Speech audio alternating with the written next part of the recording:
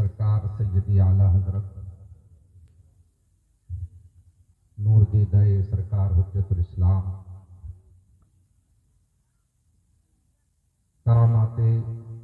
کرامت من کرامات حضور مفتی اعظم ہند ناشر مسلک اعلی حضرت حامی سنت ماہی بدعت سیاح ایشیا و یورپ نبی رائے سرکار اعلی حضرت عالم بالسنہ حضور تاج السنہ سرکار توصیف ملت حضرت علامہ الحاج الشاہ توصیف رضا خان صاحب قبلہ قادری برکاتی نوری رضوی ترجمان مرکز اہل سنت بریلی شریف،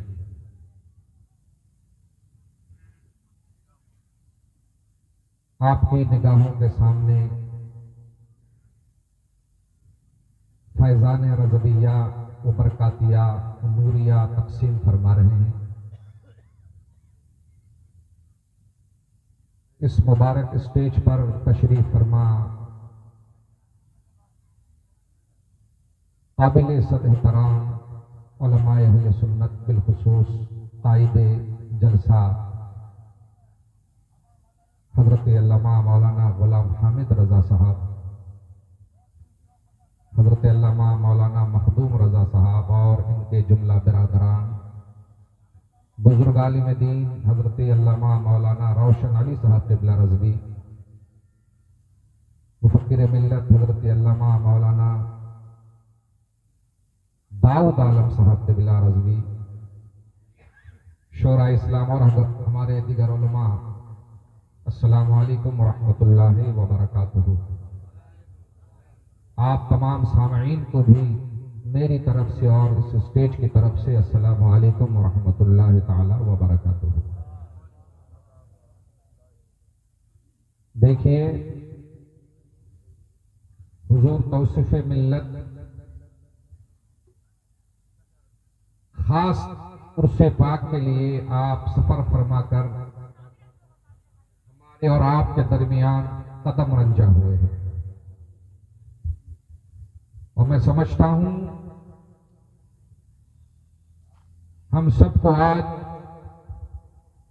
حضور ہی کی مبارک زبان سے عالمانہ، فاضلانہ، عارفانہ کلمات اور نصیحت کے الفاظ دل کے کانوں سے سننا چاہیے اور اس پر عمل کی کوشش کرنا چاہیے۔ میں نے سنا ہے کہ خاص اس پروگرام ہی کے لیے حضور تشریف لائے ہیں اور پھر فوراً آپ کی روانگی ہے۔ بات دراصل یہ ہے کہ اس عرص پاک کو، عرص یاسینی، تیسرا سالانہ یہ عرص پاک ہے، اس عرص پاک کو بارگاہ رضا سے خصوصی نسبت ہے۔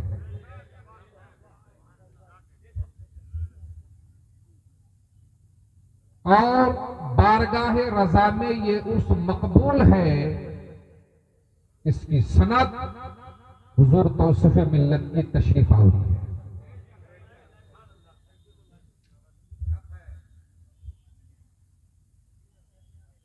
بزرگان دین کی نگاہیں وہ دیکھ لیتی ہے جو عام نگاہیں نہیں دیکھ سکتی، اور ان کا فیضان وہ کام کرا دیتا ہے جو بڑے بڑے نہیں کر پاتے۔ ہر جگہ سننا ضروری نہیں ہوتا ہے، کہیں دیکھنا بھی ضروری ہوتا ہے، اور پھر جن کے چہرے سے فیضان رضا کی برسات ہو رہی ہو، سبحان اللہ، جب وہ زبان مسلک اعلی حضرت کی ترجمانی کرتی ہوئی نظر آئے گی، پھر آپ دیکھیں گے کہ اس کا کیسا شاندار نتیجہ سامنے آتا ہے۔ حضرات گرامی، حضرت علامہ مولانا غلام یاسین رحمت اللہ تعالی علیہ ایک عالم ربانی تھے، اور اپنی زندگی میں انہوں نے مسلک اعلی حضرت کی ترویج و اشاعت کا کام مکمل انہماک کے ساتھ کیا۔ بے شک، سبحان اللہ۔ آج تو ہم مسلک اعلی حضرت کا نعرہ بھی خوب لگاتے ہیں اور ان لوگوں سے ہاتھ بھی ملا لیتے ہیں جو مسلک کے دشمن ہیں۔ اگر کوئی بد عقیدہ قرب و جوار میں کوئی سوال کھڑا کرتا ہے تو ہم لوگ اس لیے نہیں بولتے ہیں کہ تعلقات خراب ہو جائے گے، حالانکہ یہ دور ہے جس میں علم کے ذرائع بہت وسیع ہو چکے ہیں اور لوگ جاننے کا بھی بہت دعویٰ کرتے ہیں، اور دھن دولت نے بھی اپنا دہانہ، اپنا پورا فیض جاری کر دیا ہے، دہانہ کھول دیا ہے کہ جتنا چاہو لوٹ لو۔ مگر یہ بات سچ ہے کہ صاحب عرش حضرت علامہ مولانا غلام یاسین قدس سرہ نے بے سر و سامانی کے عالم میں دین و سنیت کا جو کام کیا اور مسلک اعلی حضرت کے تحفظ و اشاعت کے لیے جو قربانیاں دیں، آج ہم جیسے ہزاروں مفتی اکٹھے ہو جائیں تو میں سمجھتا ہوں ان کے ایک دین کی محنت کے برابری نہیں کر سکتے۔ کیا بات ہے، واہ واہ واہ، یہ بات سچ ہے۔ واہ اکبر، یا رسول اللہ۔ آج ہمارے بہت سارے علماء مناظرہ کے نام سے بھاگتے ہیں، بحث و مباحثہ کے نام سے بھاگتے ہیں، کوئی غیر مقلد انہیں سوال کر دے، کسی حدیث کا حوالہ پوچھ دے تو پھر دیکھیے پسینہ آنے لگتا ہے۔ حضرت علامہ غلام یاسین رحمت اللہ تعالی علیہ لوگ دیکھتے تھے کہ ہمارے ہی طرح ہیں، ہمارے ہی جیسے معمولی کپڑے پہنتے ہیں۔ اس دیار میں ابھی تک قادیانیوں کی نسبت نہیں آئی ہے، قادیانیوں کو آپ نے نہیں دیکھا ہے، مگر وہ علاقہ جس علاقے میں آپ ایک مدت رہے، جس علاقے میں آپ نے اپنی زندگی کا بہتر حصہ گزارا، تو اس لیے نہیں گزارا کہ کھانے کمانے کا سامان اکٹھا کرتے تھے، تنخواہ کے لیے رہے، پیسوں کے لیے رہے۔ میں نے اپنے والد ماجد بلبل بنگال علیہ الرحمہ کی زبانی سنا ہے کہ حضرت علامہ مولانا غلام یاسین رحمت اللہ تعالی علیہ کے پاس کچھ لوگ وہ قادیانیوں کے اعتراضات لے کر کے آئے۔ اس میں یہ بھی لکھا تھا کہ ہم لکھ کر جواب نہیں چاہتے، ہم فیس ٹو فیس آپ سے بحث کرنا چاہتے ہیں۔ اور یہ بات بریلی شریف میں عرس رضوی کے موقع پر خود حضرت علامہ مولانا غلام یاسین رحمت اللہ تعالی علیہ نے اس فقیر سے بھی بیان کیا۔ بہت سے علماء سے رابطے کیے گئے، وقت دے کر بہت سارے لوگ پیچھے ہٹ گئے، کسی نے کہا کہ ہمیں فلاں ضرورت پیش آئی، ہمیں وہاں جانا ہے۔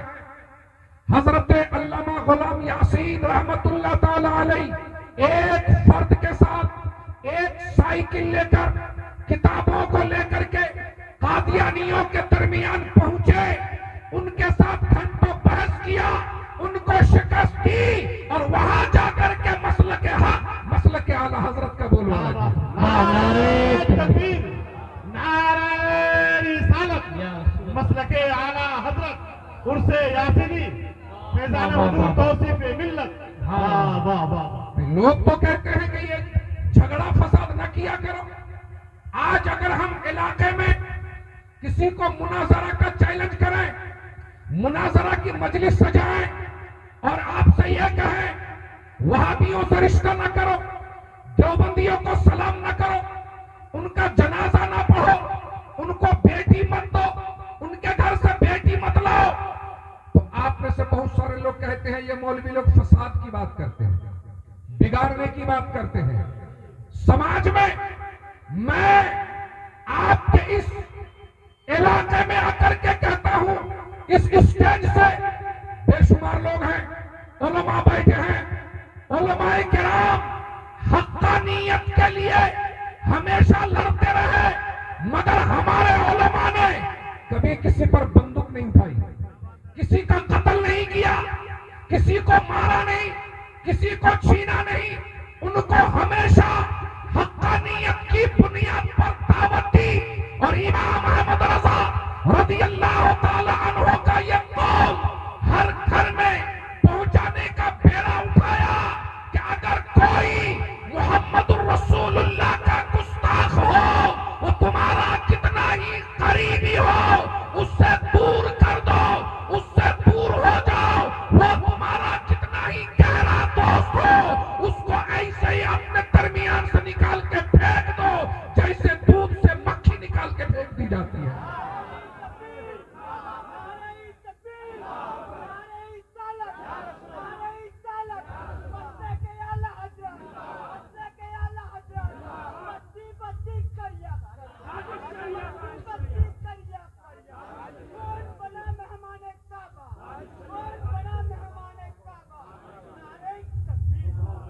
اور سنیں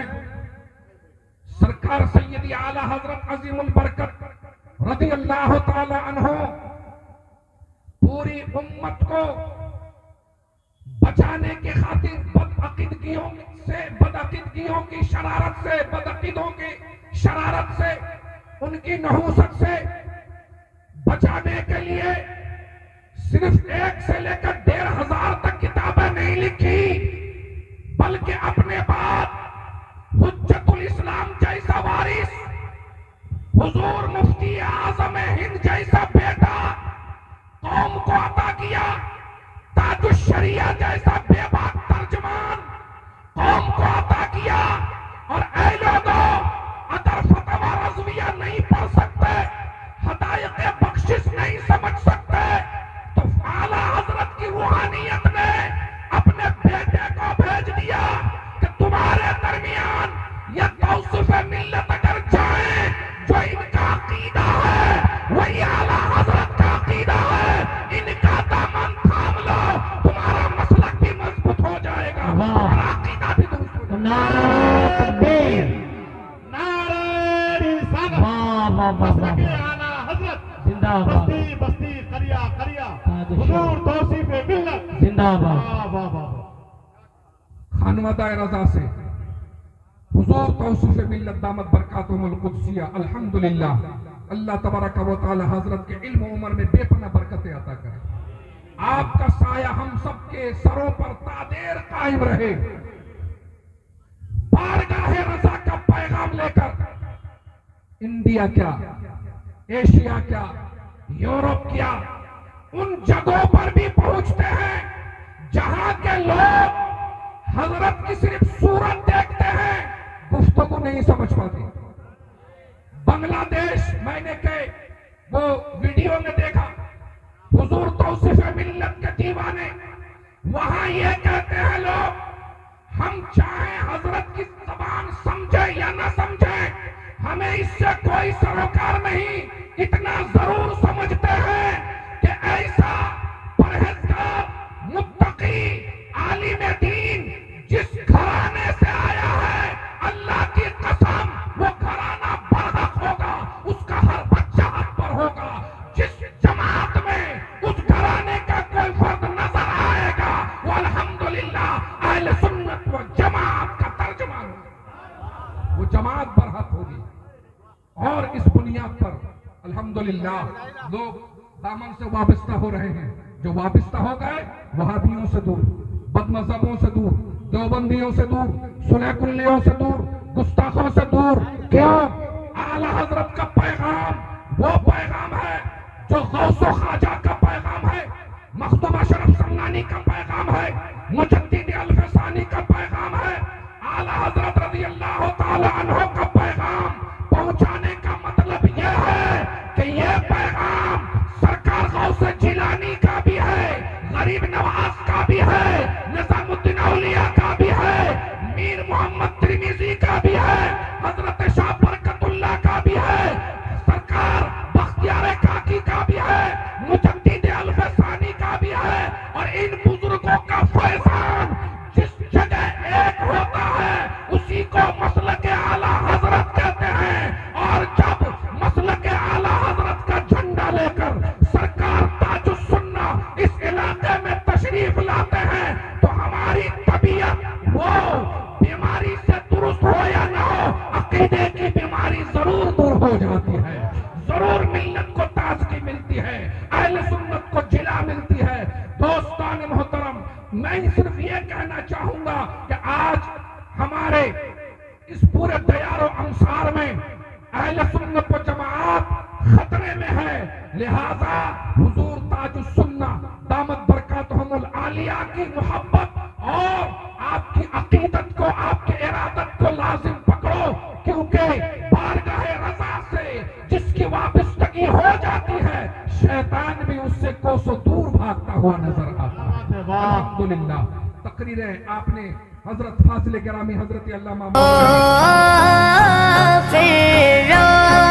روتی ہوئی طیبہ کو بارا